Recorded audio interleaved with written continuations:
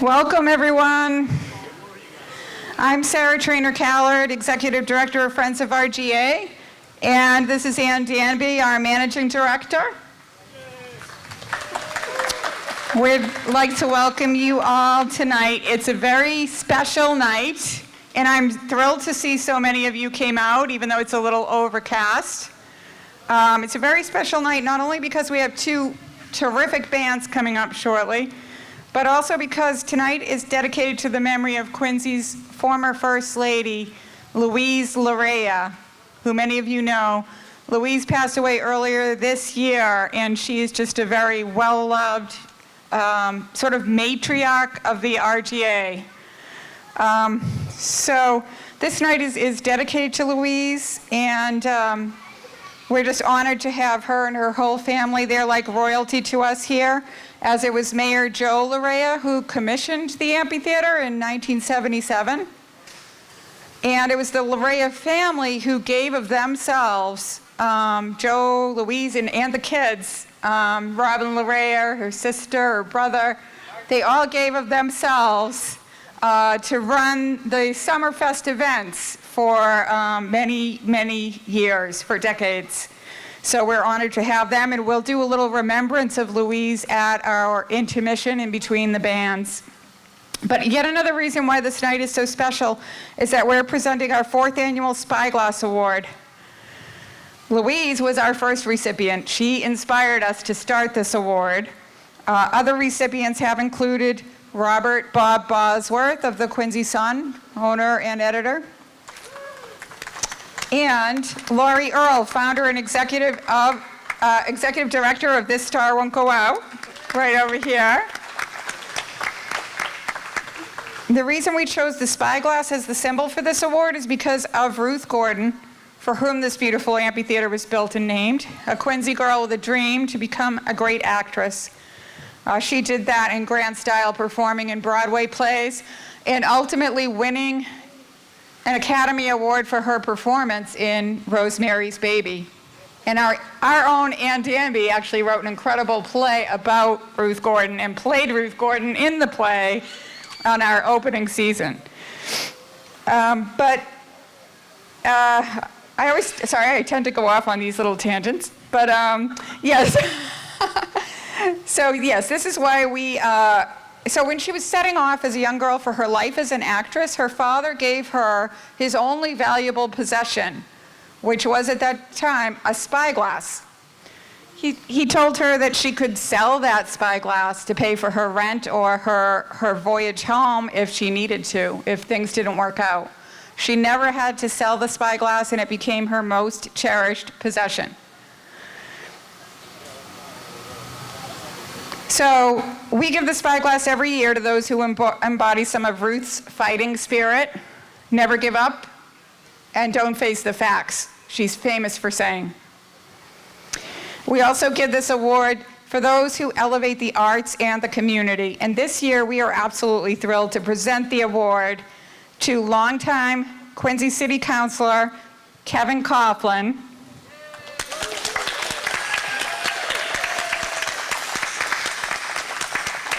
Kevin is essentially a founding member of the Friends of RGA. He was there from the get-go. I talked to him many times on the phone. We all got lots of help and guidance from Kevin. And this award is also going to Kevin's band, the Rudder Crew, because honestly, they are all so helpful. So this is to Kevin and his band. Please welcome Maria Mulligan, one of our dear friends and our greatest supporters, to say a few words about Kevin. Maria? Thank you, Sarah. Can everybody hear me okay? Just want to make sure. Okay, thank you.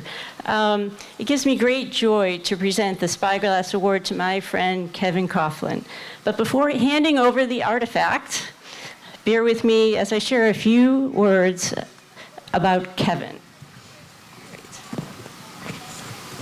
Okay, so when I think of Kevin, I think of his generosity, his patience, his thoughtfulness.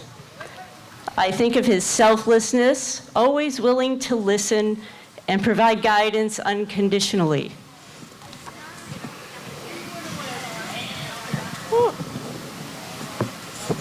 I think of his passion for the preservation of open space, green space like this, and especially for his advocacy of trees. Or trees. You know, right?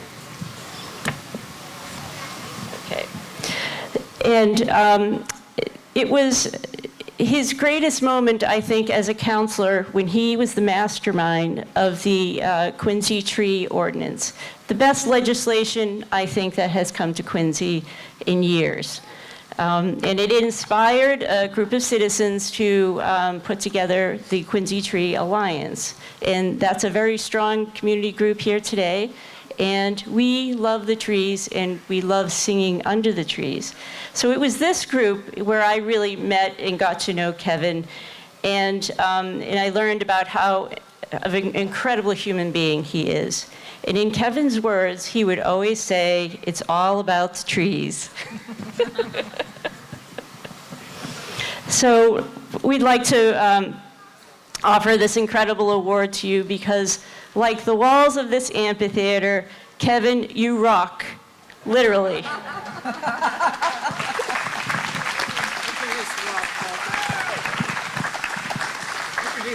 Sure. Good evening, folks. My name is Walter Hubley. I'm the Ward 3 City Councilor. I'm very happy to be here. I'll just be brief. As Ward 3 City Councilor, I would like to congratulate Kevin Coughlin, Matt Coughlin, Matthew and Conovery Valencius, Janet O'Donoghue, Patrick Noe, and Jim Carroll on this well-deserved recognition.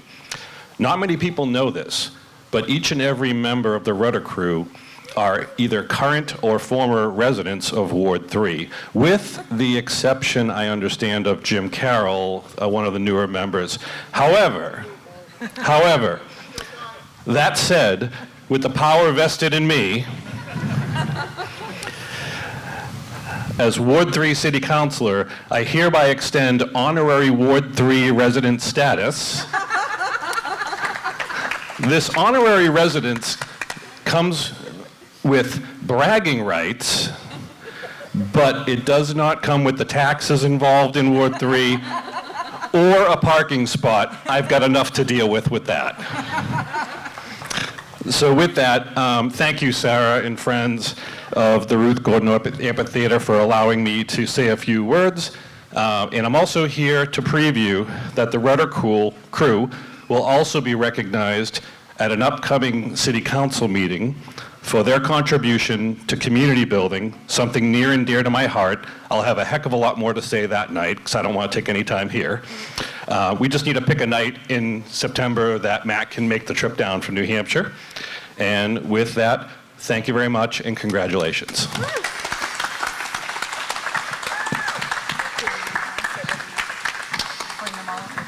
So everybody come on up.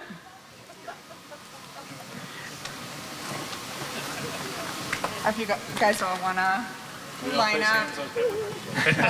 You all have to try to touch the Spyglass Award box. Good luck. No, I mean, you have to hold it. That's a cool box. It is a pretty cool box. So there's a little story about the box. The inscribed box is stuck in the Strait of Hormuz. It was coming from India, and it has not arrived yet. It's been weeks. So I got another one. So you're going to have two, but this is your temporary. But we do have, since I didn't have the box with the inscription, we had the official Spyglass Award presented to Kevin Coughlin and the Rudder Crew in recognition of your generous spirit and tireless advocacy for community and the arts. Friends of RGA, August 21st, 2026. Congratulations.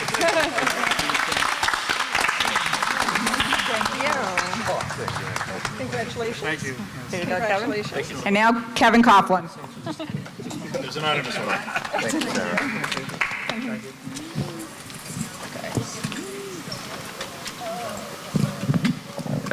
Thank you, Sarah and Ian. And I thank you both personally and on behalf of every member of the Rudder Crew Band, Pat, Noe, Janet O'Donoghue. Yeah, that's a good idea. When I call your name, raise your hand. Matt Valencius, Conaveri Bolton Valencius, Jim Carroll, and, well, I said my son Matt Coughlin, who's holding the award. He gets, as we know, the long distance award tonight. He travels for band practices and for gigs, 2.5 hours each way from Topsom, Maine, here, and then back home. So putting a lot of mileage on whatever it is that he's driving, but I also want to include recognition of one person who's not here with us tonight. He was our original bass player, and he was a former Quincy Public Schools music teacher, and we lost him 16 months ago after a courageous battle with cancer. His name was Leo Sullivan, and he wasn't just a member of the band, he was my next door neighbor and my friend. And I know that Leo is looking down on us tonight, and Leo's wife and family members are here. Just 1, 2, 3 rows up. You guys want to wave? And I'm grateful for their attendance here tonight as well. As I thought about this presentation of the Spyglass Award, I was reminded of that mantra. Actually, Hillary Clinton wrote a book that was named It Takes a Village. But it doesn't just apply to the raising and the rearing of school children. It really applies to any effort, a human effort, and it reflects the power of community. And it was, as I look around us tonight, the power of community that really preserved this wonderful venue. And I'm acutely aware. You can clap for these folks here and all of the members of the RGA that are present tonight. The preservation of this jewel in the city's crown was accomplished through that power of community.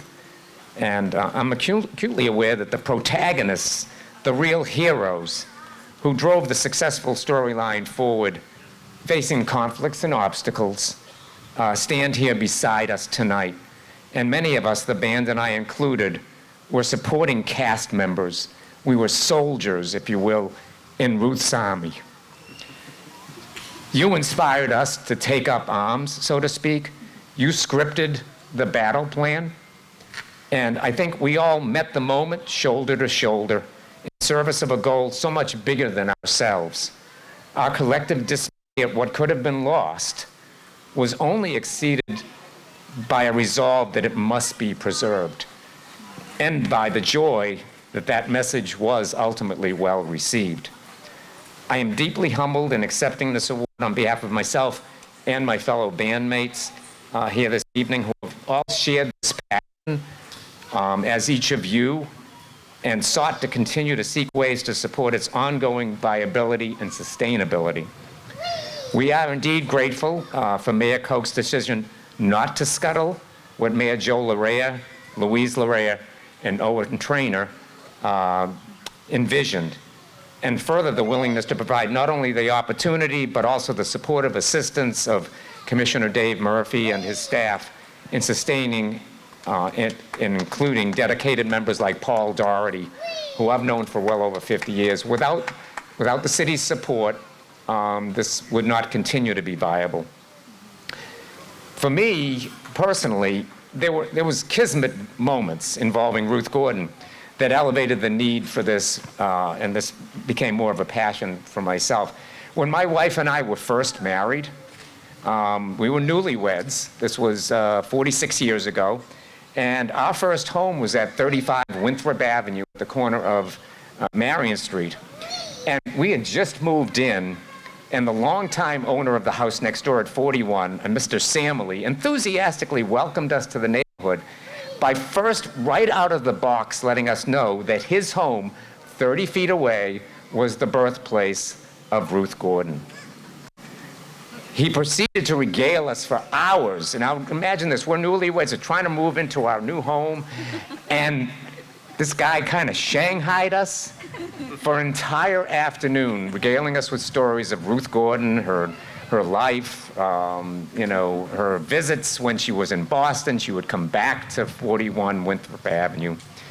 And we were fans of Ruth Gordon, so we were kind of engaged with like an undivided attention.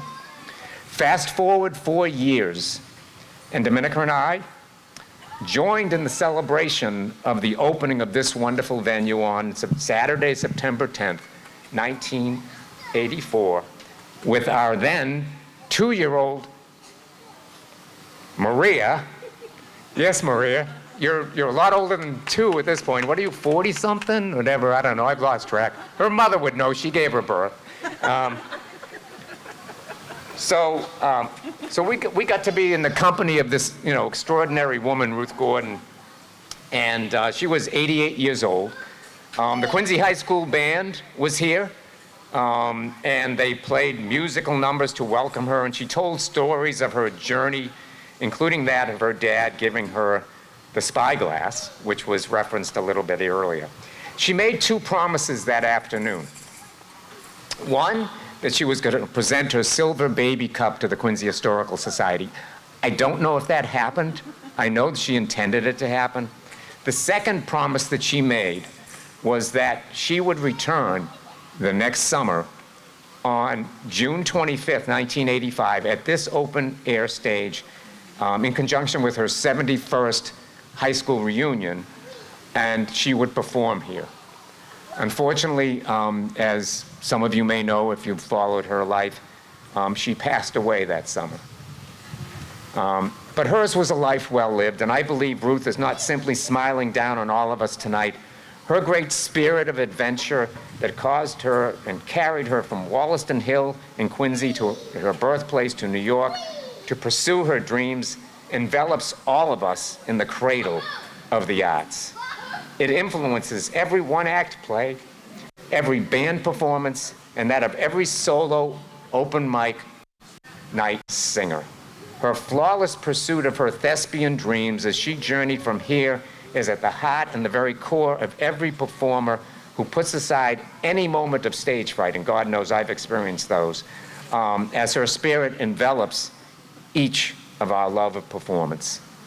On behalf of the Rudder Crew Band and myself, thank you, Sarah, Maria, Ann, Ian, and the many friends of the RGA that I've left unnamed, and all of us who helped coalesce around the unceasing cause to preserve performing arts here.